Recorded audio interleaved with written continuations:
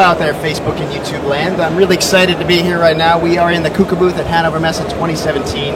I'm with Michael Zupa. He is the CEO of Roboception, one of our great partners. Before we dive into sort of a live session discussing what Roboception does and why you're here and how you're related to KUKA, I want to make sure everybody out there knows that you are free to ask questions at any time. We have our nice crew off camera here ready to take your questions and even let us know. We can try to answer them on live as we go along through the feed here. So first off, Michael, could you tell us how Roboception is related to KUKA? I mean, you're right here in our booth, basically. How did that come about? Yeah, Roboception is basically a startup company. We were founded in 2015, and we could convince KUKA as our strategic investor in 2015 as well. So KUKA is holding a share of us, and our task is also to make a robot C. So this is a project that we are working together on with KUKA. Nice. So, I mean, the basic idea, as far as I understand it, I'm not a technical guy, but I'm really impressed by this technology. There's all sorts of 3D vision systems out there to help robots get a better view on the world, more like a human would see the world with 3D sensing and stereo vision. But not all of them are easy to use. Not all of them are very affordable. I think the thing that you guys are groundbreaking is really making it easy to use and being affordable. So maybe you could talk to that a little bit too. Yeah, so basically the main challenge in the vision system for robotics was that it's really difficult to set it up. So you needed more or less a PhD degree to set it up, and this is something that most people don't really do. So we really figured out as a way to have a very easy to use, a few parameters to set up, a web GUI which you can work with so that anybody, also someone who's not a vision expert, could use our system. That was a primary development goal which we had. Yeah, I mean, I think this affordability and ease of use thing is very important. At the base level, maybe we should dial it back a little bit and really get down to the base level of why it's important to give robots vision and perception. Yeah, so robots actually need perception because it's same as a human, right? Usually you can, in industrial production, you have all the objects, all the items and a fixed location, and if you don't have vision, you cannot change it. So you have to invest into mechanics to make the task. And what we are doing with the vision is that we have a flexibility in the production. So pieces can be placed anywhere, the robot detects it. It can work in unstructured environment, and this is something, currently everything is controlled, and this is a lot of cost. And we say we can work in unstructured environment with our new sensor. So that's one of the main things that we have here. Okay, great. You have a slogan for your company I think is very good to illustrate what you do. Could you tell us about that too? Yeah, so basic slogan of our company is like sense, reason, act. So we not want to work on the sensing part of it, so basically acquire the data, but we want to make sure that the robot performs action in the end. So we interpret the data after that, and then we generate that right motion scheme that the task is fulfilled in a vision-based sense. And this is really what we are doing. So not only the vision, but also the full pipeline until the action of the robot. And we can cover that, and that's something that is also very new here. This all sounds really groundbreaking. I mean, I have seen a lot of 3D vision systems out there. In my job, I'm lucky enough to go around the world and be with our partners, filming them and telling their stories to the rest of the world. But I've seen so many 3D vision systems, and they all seem so complicated. Walking around your booth here in the demos, you have 3 demos, it really is clear to me how simple it is and how intuitive it is. So before we get up, we're going to walk around and give you guys sort of a tour of each of the 3 demos in the booth. What I'd like to do is just remind you that you can go ahead and ask questions if you have any. We'll try to answer them as they come up. Feel free, and Michael also, if you have them in German, Michael can also answer in German. I can't, my German. Yeah, I will do this for you. Not so good. No problem. Nur ein bisschen Deutsch. So. Okay, so let's get up and maybe walk around here. Okay. I think the first one we're going to go look at is the one with the robot back here.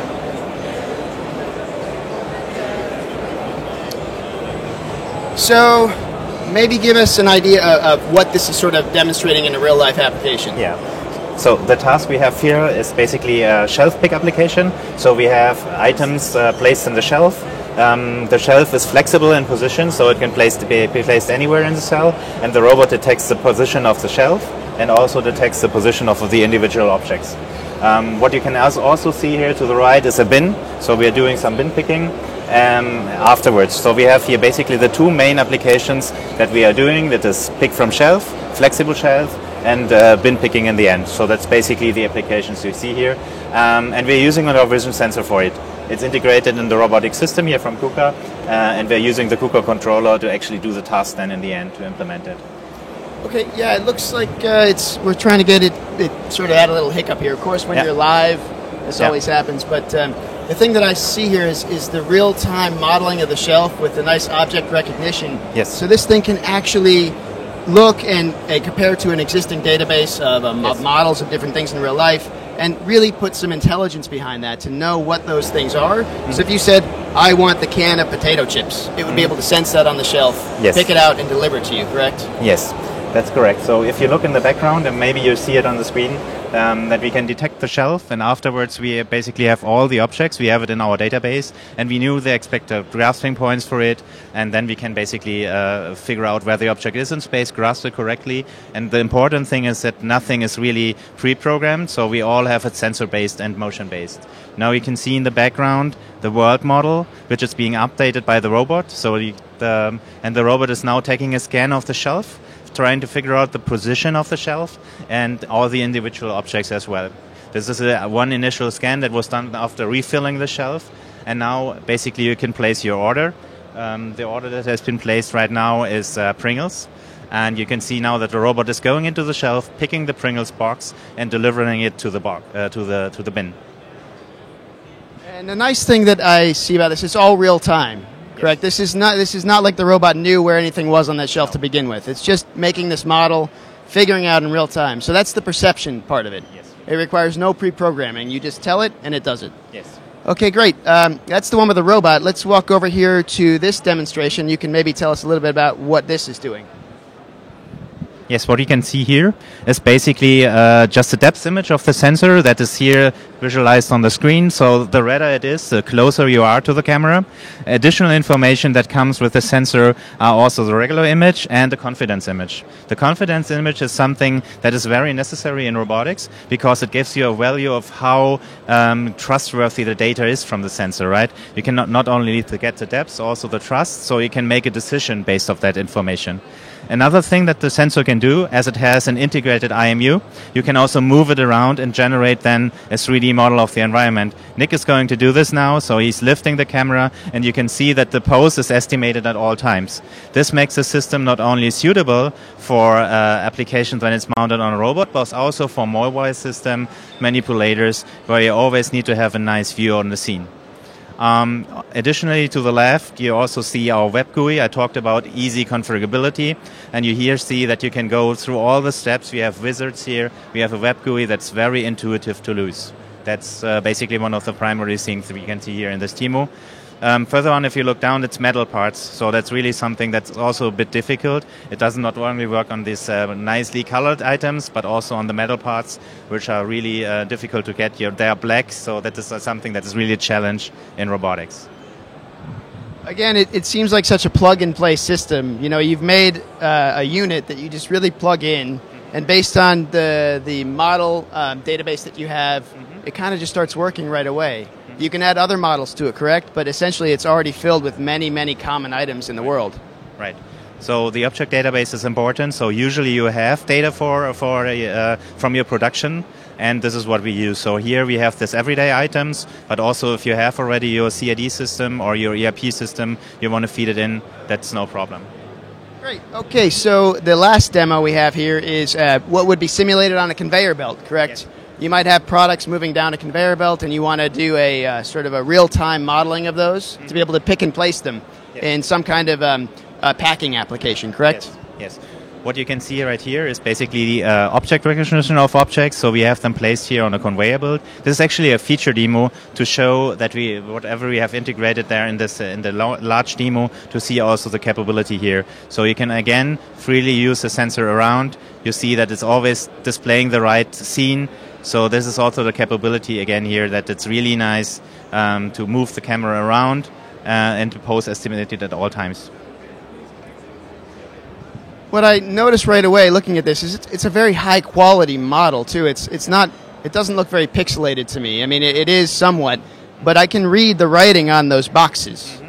You know. So we have basically a trade-off here of high accuracy and also real-time capability. So we have a 1.3 megapixel camera. That's the resolution of the image, and we have VGA resolution for the depth. And that is basically what for most application in robotics is sufficient. Of course, if you have UHD or something like this, that's a different thing, but you cannot really compute the data in real time for a robot. Okay, so can you tell me what products you're launching here at the show? I see two different things. One with, they're both stereo vision units, but one is with close mounted together and the other one's a little bit bigger. Can you explain that? So what I can show you here is that basically this is a short baseline version. Usually when you have a passive stereo system, the base distance, same as with your human eye, is basically implementing the distance the object can be measured. So this sensor is good for a stereo range of up to 1 meter, beginning at 20 centimeters, so that is really for close range applications. The other sensor that you can see over here, it has more or less a wider baseline of 160 millimeters, that is up to 3 meters stereo range. So we have different applications here which you can use. This one is more for mobile robots or external cameras. The small baseline more for placing it on the robot. We are launching this product here, so RC Wizard is the name of it, and it will be available from July. So if you're interested in that, feel free to get in touch with us. Great. So I guess you said it's affordable. We're not really announcing pricing right now yet, but more affordable than all the other options that are out there, correct? Yeah, it comes at a very, very good price. So it's cheaper than all the vision systems you have in mind when you buy it. So it will be something that is really not an investment, but it's more or less something that you can just get. That's fine. And I see there's these big heat sinks on the back. Yeah. We were talking earlier, I asked how much power does this use and wondering about the heat sinks. You said it doesn't use very much. No, basically what we have on board and why we need this cooling is why we have an NVIDIA Tegra on board, which is a very powerful GPU, and it's up to date because it's used for deep learning and all the applications. We have it on board, so all the functionalities the sensor has, we can compute on the sensor, including the SLAM, and this is really something that is also special and not available so far on the market. Okay, so before we wrap it up here, I want to, no questions coming in. That's fine. I hope you guys enjoyed this session. I'm really excited about this. I'm excited about Roboception. I'm excited about our partnership. Starting to see our robots have some vision capability and really perceive the environment. Reduce the complexity. One of the big barriers to robotic programming, implementing robots in a factory environment, manufacturing, warehousing, all this stuff, is the programming, is the installation, the design of the system. And if you have vision that allows you to cut out a huge step of having to figure out, well, we need to put it exactly in this place every time. Now it can find things on its own. They could be set kind of randomly in an environment. That's a huge, huge benefit to our customers. So I'm excited to see how this develops over the next year. And thanks a lot, Michael. I really appreciated talking with you. Yeah. So thank you very much also for your attendance. So, and I hope you enjoyed it as well also from my side. And if you're interested in our products or just coming here or whatever you want to do, feel free to get in touch with us. And what's your website? Our website is www.roboception.de.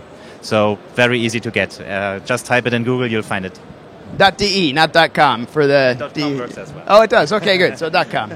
Thanks, Michael. And you guys, if you have any questions, feel free to follow up in either the YouTube or the Facebook live streams. And we'll see you later.